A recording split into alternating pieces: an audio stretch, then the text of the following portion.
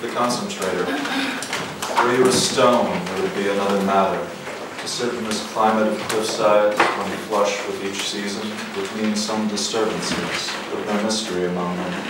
Rain would find its own in November frequency, and the river would rise to reach it, until banks brought in the marginalia of the shore, along with a thin bridge to hold in sway for a winter.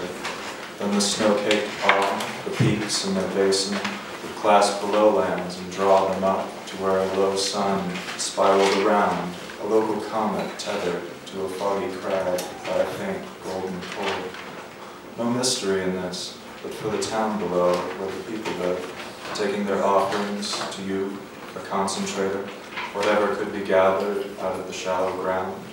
They labor for their blessings, and they labor for their hope of a blessing.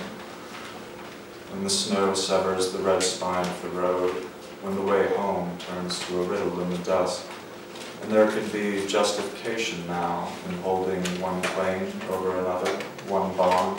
But while you sit here and repose, there could be a morning when the last of them, strapped shoes, looks back on what can't be looked back on, then packs out the pride of such little remains.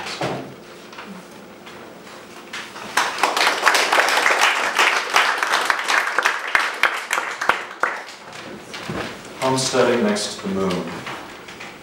Nobody now has grandparents who remember how exactly it went down. Word was, back then, quick days were just a shade of night, the ground colored with rushes of foxes, pines gabbing with corvids. That was what we heard. We knew our arrival more for the exhale of plains, rivers, the moon, as its bulk shadowed the valley. Our settling for spring gave certain balmy impressions. Prairie fire painted the slope, bare grass pawed its way out of the offal of last year's windfall.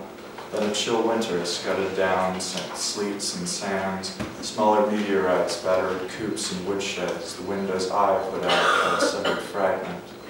The river, surging as it was, struck us as more amenable. Our camp shifted away from the ice-bloated, turbulent moon. Fearing we'd done wrong, we rechristened it after a good man who still camped at the base, that we fumbled in naming our own colony. Nothing lunar, we decided.